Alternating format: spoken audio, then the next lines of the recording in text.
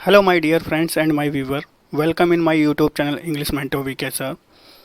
दोस्तों, जैसा कि हम जानते हैं ग्रामर में हमारा चल रहा है टेंस, और टेंस में आज हम जानेंगे प्रेजेंट कंटिन्यूअस टेंस के बारे में। अगर हम बात प्रेजेंट कंटिन्यूअस की पहचान अथवा डेफिनेशन की करें, इस टेंस के द्वारा किसी कार्य अथवा इवेंट के जारी रहने यानी कंटिन्यूअस प्रोसेस का भाव प्रकट होता है एवं हिंदी वाक्यों के अंत में रहा है, रही है, रहे हैं इत्यादि शब्द आते हैं। इसके बनाने के कुछ रूल्स भी होते हैं। जैसे अगर हम रूल्स की बात करें तो इस टेंस में आई के साथ एम और सिंगुलर सब्जेक्ट के साथ इज तथा शेष सभी प्लूरल सब्जेक्ट के साथ आर एवं वाक्य की मुख्य क्रिया यानी फर्स्ट फॉर्म कहें या जीरो फॉर्म कहें या उसकी बेस फॉर्म कहें या देखने को हमको फोर्थ फॉर्म, बुक्स में हमको फोर्थ फॉर्म भी देखने को मिलती है, के साथ आईएनजी का प्रयोग किया जाता है।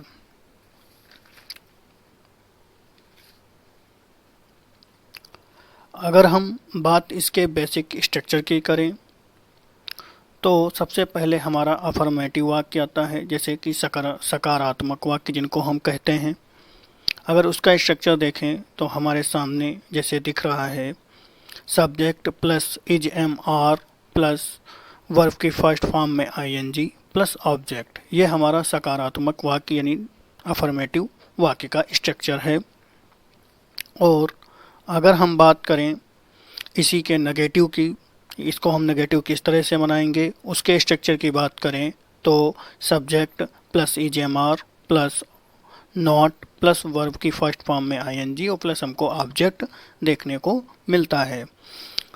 और अगर बात हम इसके प्रश्नवाचक यानी इंट्रोगेटिव फॉर्म की बात करें तो हम इसमें देखते हैं कि हेल्पिंग वर्ब यानी जो इज एम आर है वो सब्जेक्ट से पहले यानी इसको इन्वर्टेड फॉर्म में रखते हैं, जो कि हमारे स्ट्रक्चर में देखने को हमको मिलता है। Is am are plus subject plus verb की फर्स्ट फॉर्म में आईएनजी प्लस ऑब्जेक्ट। अगर वाक्य डब्ल्यू एच वर्ड प्रश्नवाचक इंट्रोगेटिव फॉर्म में है तो हम डब्ल्यू एच वर्ड को पहले रखते हैं, फिर is am are plus subject plus verb की फर्स्ट फॉर्म में आईएनजी प्लस ऑब्जेक्ट और क्वेश्चन मार्क, ये हमको देखने को मिलता है।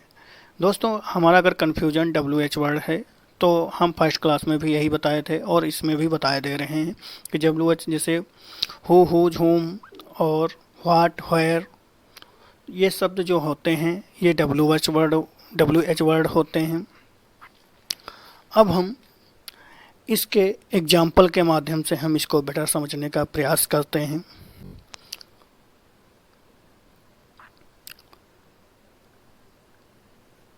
जैसे अगर हम अफर्मेटिव सेंटेंस स्ट्रक्चर की बात जैसे हम पीछे देखे हैं, subject plus is am are verb की फर्स्ट फॉर्म प्लस आईएनजी और ऑब्जेक्ट, ये हमारा जो होता है एक टेंस का बेसिक स्ट्रक्चर होता है। अगर इस चीज़ को हम जैसे एग्जाम्पल के माध्यम से समझने का प्रयास करें तो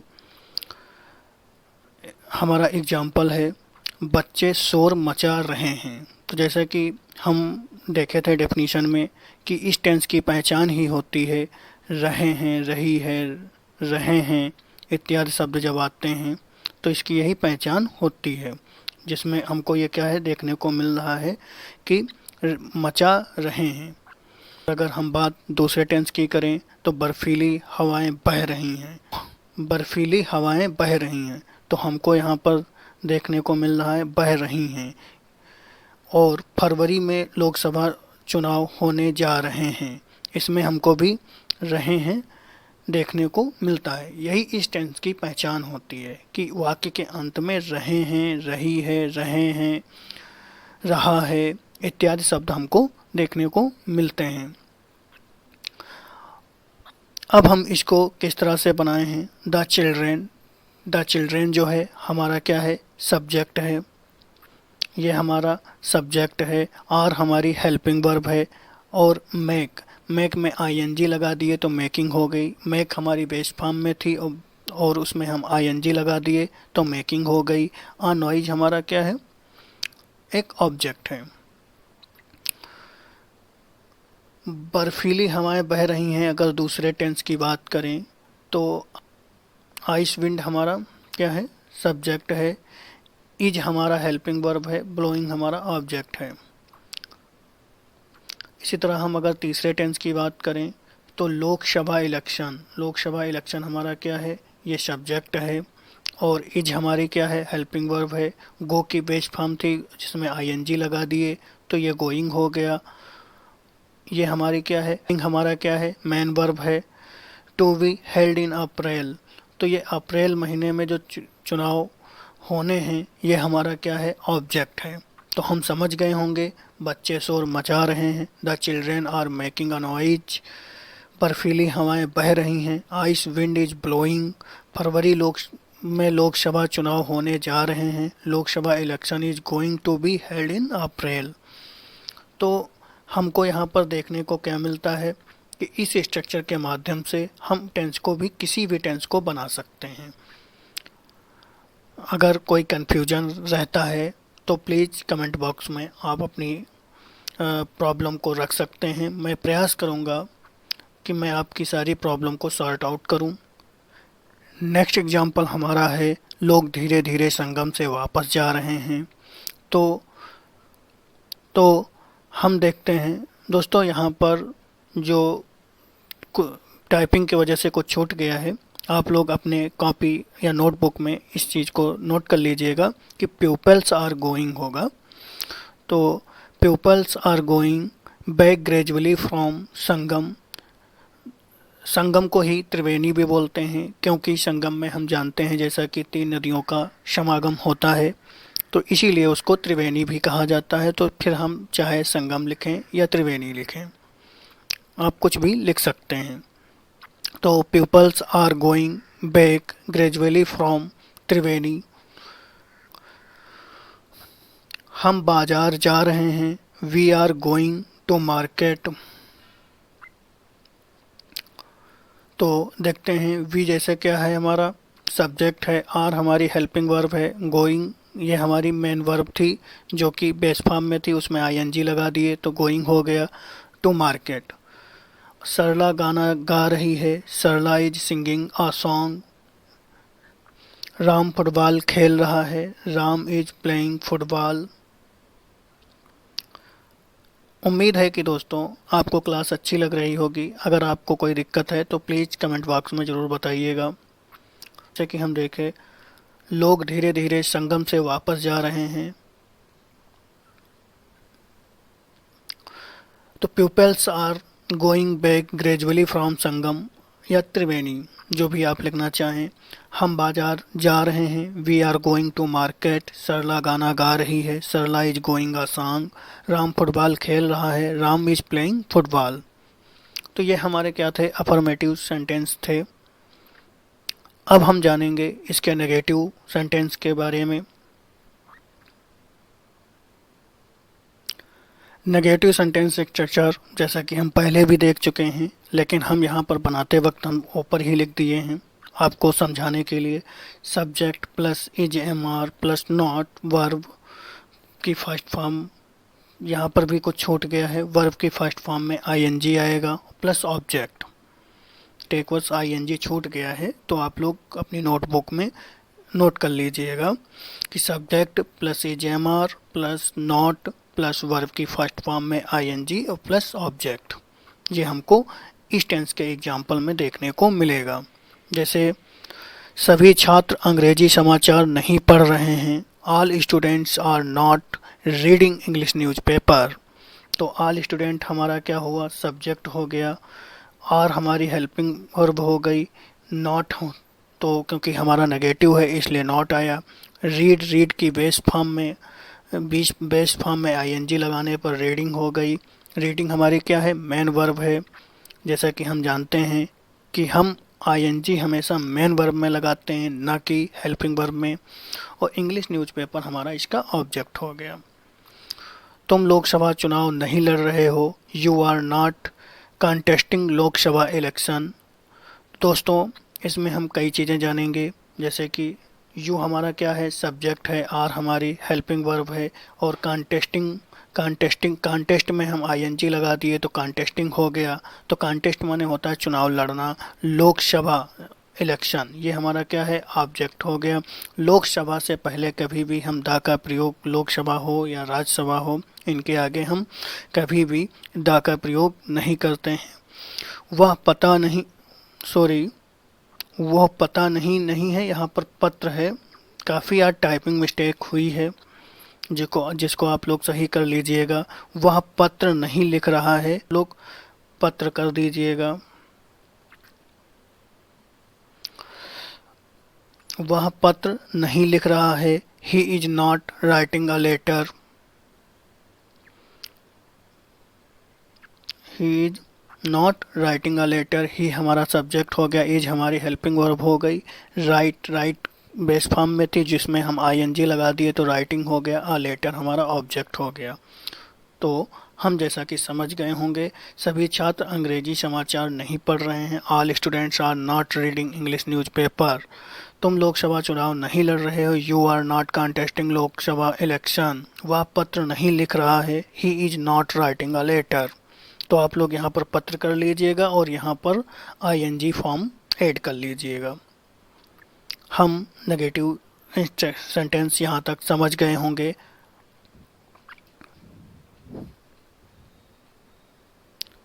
इसी तरह अगर हम बात इंट्रोगेटिव सेंटेंस की बात करें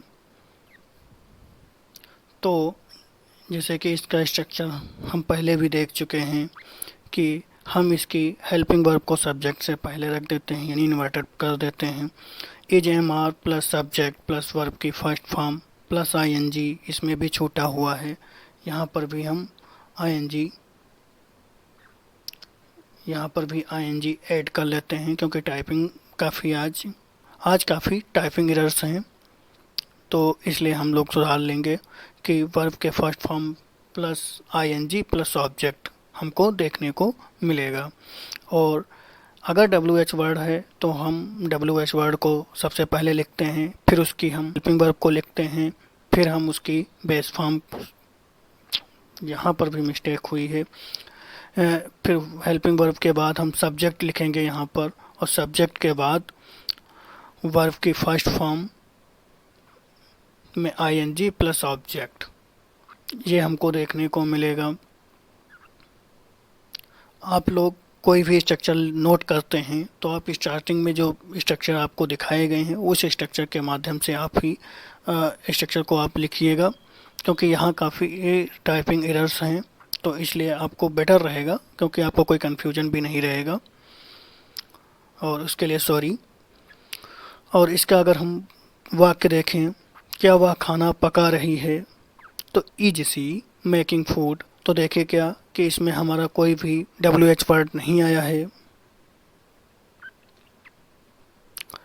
इसमें देखते हैं कि कोई भी डब्ल्यू एच वर्ड नहीं है, इसलिए हम उसकी हेल्पिंग वर्ब को पहले रख देते हैं। सी हमारा सब्जेक्ट है और मेक, मेक मने बनाना होता है खाना, तो उसमें हम आईएनजी लगा दिए तो मेकिंग हो गया। फूड, फूड हमारा ऑब्जेक्ट है, तो is she making food. Next example की बात करें, हमारे देश में आर्थिक असमानता क्यों नहीं दूर हो रही है। हमारे देश में आर्थिक असमानता क्यों दूर नहीं हो रही है। Why is economic equality not going away in our country, तो हम इसमें देखते हैं कि वाई जो आया है, वाई हमारा क्या है, ये डब्ल्यू एच वर्ड है, इसलिए हम क्या किए, वाई को स्टार्टिंग में रखे, फिर उसके साथ हम उसकी हेल्पिंग वर्ब रखे, और हेल्पिंग वर्ब हमेशा सब्जेक्ट के अकॉर्डिंग आती है। तो इकोनॉमिक हमारा क्या है, सिंगुलर फॉर्म में है, इसलिए इज आया। तो इकोनॉमिक हमारा क्या है, सब्जेक्ट है। इक्वलिटी और इनइक्वलिटी में फ़र्क बस यही होता, अगर यहाँ पर नॉट नहीं होता तो यहाँ इनइक्वलिटी हो जाता। अगर इक्वलिटी है, यहाँ पर नॉट है, तभी यहाँ पर हमको इनइक्वलिटी की जगह पर इक्वलिटी देखने को मिलता है। गोइंग, गो की बेस फॉर्म में आईएनजी लगाने पर गोइंग अवे इन कंट्री, यानी why is economic equality not going away in our country, तो हमारे देश में आर्थिक असमानता क्यों नहीं दूर हो रही है। गोइंग अवे एक हमारा क्या है, फ्रेज है, जो कि ये बताती है कि किसी चीज़ को दूर होना। अब हम इसके नेक्स्ट एग्जांपल की बात करते हैं। यहाँ तक उम्मीद है कि आप लोगों को समझ में आ रहा होगा। जो कुछ टाइपिंग एरर्स हैं उनको उसके स्ट्रक्चर में, तो वो आप स्टार्टिंग के स्ट्रक्चर को देख करके आप स्ट्रक्चर को अपनी कॉपी में नोट या नोटबुक में नोट करिएगा। जैसे हमारा नेक्स्ट एग्जांपल है, आपको क्यों याद कर रहा है। तो व्हाई इज मिसिंग यू, तो यहाँ पर भी हम देखें WH वर्ड आया, आपको क्यों याद कर रहे हैं, व्हाई इज मिसिंग यू।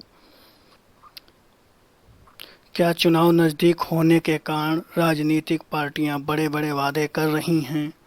तो हम इसमें भी देखते हैं कि ये इंट्रोगेटिव वाक्य है, और इसमें क्यों आया, ये भी इंट्रोगेटिव वाक्य था। इंट्रोगेटिव वाक्य की सबसे अच्छी पहचान ये होती कि आपको लास्ट में क्वेश्चन मार्क देखने को मिलता है। क्या चुनाव नज़दीक होने के कारण राजनीतिक पार्टियां बड़े बड़े वादे कर रही हैं। तो our political parties all political parties making big promises because election are near, यानी इलेक्शन नज़दीक हैं इसलिए बड़ी बड़ी पार्टियां क्या हैं, बड़े बड़े वादे कर रही हैं। आप लोग एक नोट बना लीजिए या रिमार्क बना लीजिए, उसमें ये लिख लीजिएगा कि ग्रेजुअली इंट्रोगेटिव नेगेटिव वाक्यों में नॉट सब्जेक्ट के तुरंत बाद आता है, किंतु एब्रीवेटेड फॉर्म में नॉट हेल्पिंग वर्ब के साथ आता है। अगर आपको नहीं समझ में आया, चलो हम एग्जांपल के माध्यम से देख लेते हैं इसको भी। यहाँ तक समझ में आ गया होगा।